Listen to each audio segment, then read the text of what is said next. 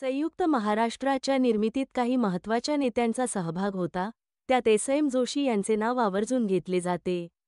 1 मे 1960 रोजी संयुक्त महाराष्ट्राची निर्मिती झाली आणि मुंबई महाराष्ट्राची राजधानी घोषित करण्यात आली.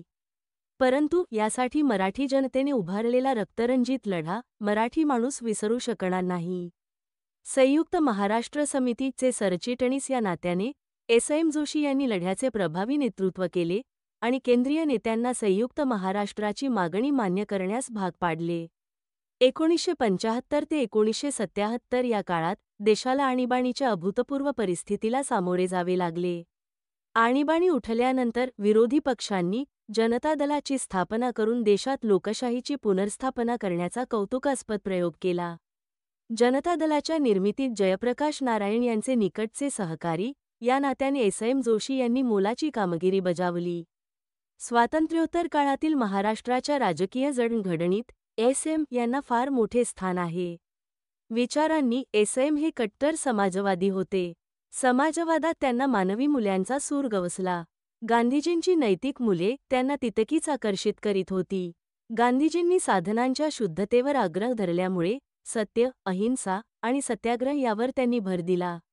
राजकीय जीवनात एस.एम. यांना समाजवाद्यांमधील गांधीवादी आणि गांधीवाद्यांमधील समाजवादी म्हणून ओळखले जाऊ लागले.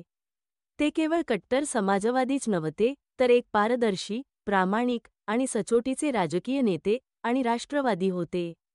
त्यांनी स्वतःला लोकशाही, धर्मनिरपेक्षता, समाजवाद आणि मानवतावाद या उदात्त आदर्शांशी जोडले होते.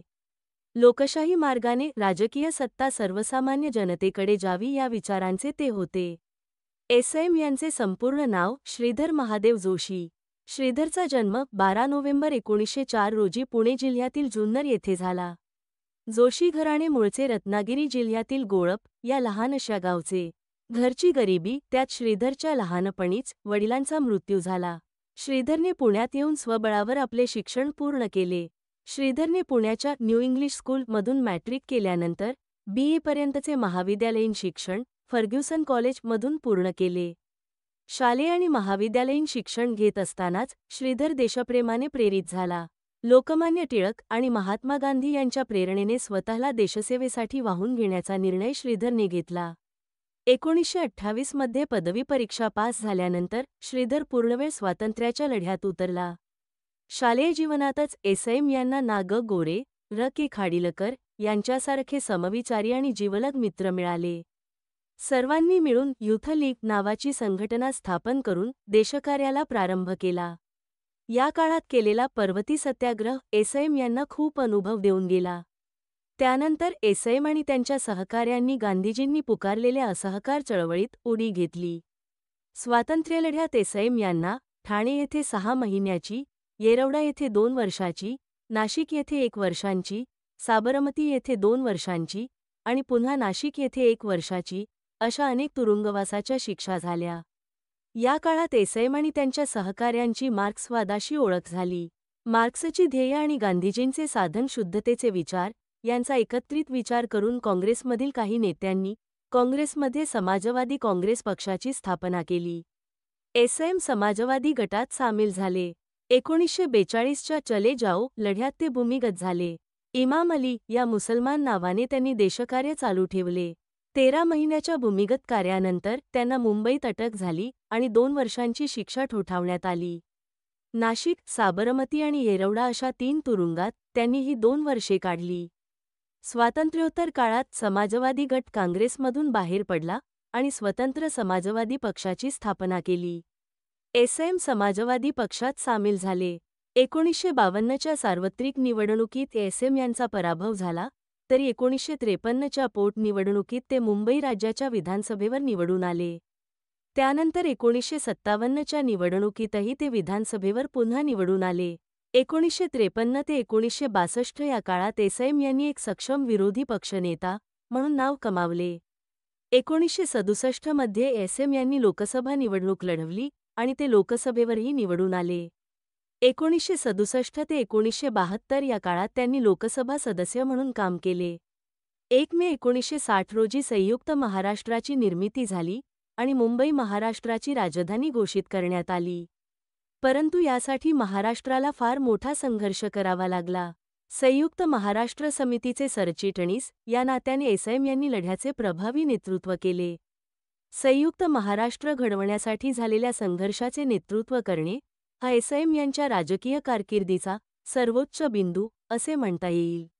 मुंबईसकट पश्चिम महाराष्ट्र, खानदेश, मराठवाडा आणि विदर्भ मिळून संयुक्त महाराष्ट्राची मागणी मराठी जनतेने केली. परंतु केंद्राने प्रथम त्रिराज्य योजना समोर मांडली. यात मुंबई, महाराष्ट्र आणि गुजरात अशी 3 राज्ये करण्याची घोषणा केली. त्याला विरोध झाल्यावर महाराष्ट्र, गुजरात आणि मुंबई यांचे विशाल द्विभाषिक राज्य तयार करण्यात आले. याला देखील महाराष्ट्राने जोरदार विरोध करून अखेर मराठी भाषिकांचे स्वतंत्र राज्य मिळवले आणि मुंबई राज्याची राजधानी झाली. 26 जून 1975 रोजी इंदिरा गांधी यांनी देशात आणीबाणी जाहीर केली. अनेक विरोधी नेत्यांना तुरुंगात डांबण्यात आले. देशातील नागरी स्वातंत्र्यावर निर्बंध घालण्यात आले. एसएम यांना मात्र तुरुंगात टाकले नाही. आणीबाणीच्या काळात सभांना बंदी असल्याने एसएम यांनी गावोगाव फिरून वैयक्तिक भेटी आणि खाजगी बैठका घेतल्या. नागरी स्वातंत्र्य आणि आणीबाणीचे परिणाम याबाबत देशात सजगता निर्माण करण्याचे प्रयत्न केले. या काळात जयप्रकाश नारायण यांना सक्रिय राजकारणात परत आणण्यात एसएम यांनी महत्त्वाची भूमिका बजावली. 1977 मध्ये आणीबाणी उठल्यानंतर जनता दलाच्या निर्मितीत मोठे योगदान दिले. नवीन स्थापन झालेल्या पक्षाचे महाराष्ट्र राज्य शाखेचे अध्यक्ष म्हणून त्यांची बिनविरोध निवडणूक झाली. राष्ट्रीय स्तरावर सरकारमध्ये सहभाग असणाऱ्या सर्वपक्षीय कृती समितीचे अध्यक्षपद देखील एसएम यांच्याकडे आले. जनता दलाचा प्रयोग फार काळ टिकू शकला नसला तरी सर्वांना एकत्र ठेवण्याचे त्यांनी आटोकाट प्रयत्न केले. स्वातंत्र्योत्तर काळात समाजवादी पक्षात अनेक स्थित्यंतरे आली. या सर्व प्रक्रियेत एसएम केंद्रस्थानी होते. 1948 साली काँग्रेसमधून बाहेर होऊन समाजवादी पक्षाची स्थापना झाली. परंतु 1952च्या सार्वत्रिक निवडणुकीत समाजवादी पक्षाला मोठ्या पराभवाला सामोरे जावे लागले. समाजवादी विचारांच्या पक्षांनी एकत्र यावे या विचारांनी 1952 मध्ये आचार्य कृपलानी यांच्या किसान मजदूर प्रजा पार्टीबरोबर विलिनीकरण होऊन प्रजा समाजवादी पक्ष स्थापन करण्यात आला. परंतु लवकरच 1955 मध्ये लोहिया यांचा गट पक्षातून बाहेर पडला. 1964 मध्ये या गटाशी पुन्हा दिलजमाई करून संयुक्त समाजवादी पक्षाची स्थापना झाली. एसएम नव्या पक्षाचे अध्यक्ष झाले. परंतु पूर्वीच्या प्रजा समाजवादी पक्षाच्या काही नेत्यांनी नवीन पक्षात येण्याचे नाकारले. त्यात एसएम यांचे मित्र आणि सहकारी ना. ग. गोरे हे देखील होते. सर्वांना एकत्र येण्यासाठी अखेर 1971 उजाडले. समाजवादी प्रेरणेने स्थापन झालेल्या राष्ट्रसेवा दलचे 1941 ते 1943 आणि 1947 ते 1954 या काळात एसएम यांनी दलप्रमुख म्हणून काम केले. महाराष्ट्राच्या आणि देशाच्या राजकारणात महत्त्वाची भूमिका निभावून अनेक उच्च पदे भूषवली तरी एसएम यांची राहणी अतिशय साधी होती. त्यात कोणताही बडेजाव नव्हता. वर्णाने गोरे आणि नाकी डोळी नीटस असले तरी त्यांची शरीरयष्टी किरकोळ होती. तरुण वयात अनेक वेळा तुरुंगवास भोगल्याने त्याचा प्रकृतीवर परिणाम झाला होता.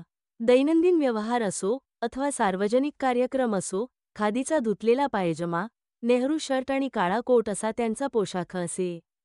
त्यांची वाणी परखड असली तरी कुणाला कारण नसताना दुखावणारी कधीच नव्हती. 1986 मध्ये एसएम यांच्या पत्नी आणि त्यांच्या जीवनातला फार मोठा आधार ताराबाई यांचे निधन झाले. ताराबाईंच्या निधनाने एसएम यांच्या जीवनात फार मोठी पोकळी निर्माण झाली. 1984 मध्येच एसएम यांच्या प्रकृतीत बिघाड होऊ लागला. डॉक्टरांनी हाडांच्या कॅन्सरचे निदान केले. 1 एप्रिल 1989 रोजी पहाटे एसएम यांची शुद्ध हरपली.